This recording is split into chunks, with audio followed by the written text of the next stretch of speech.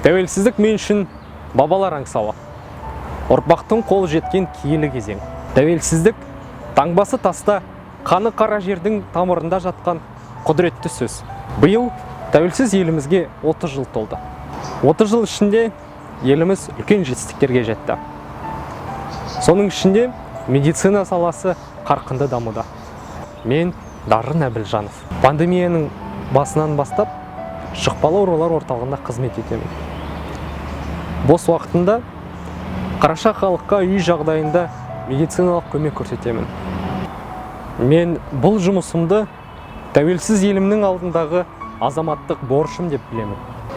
Найзаның ұшымен, білектің күшімен келген тәуелсіздікті біз қастерлеуіміз қажет. Еліміз үшін аянбай еңбек етіп, әрбіреуіміздің тамшыдай болсын үлесіміз маңызды. Мен тәуелсіздіктің ұрпағы екеніме қуанамын.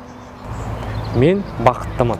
Ұлтымызға қызмет жасау тәуелсіз мемлекетіміздің барша азаматына парыз.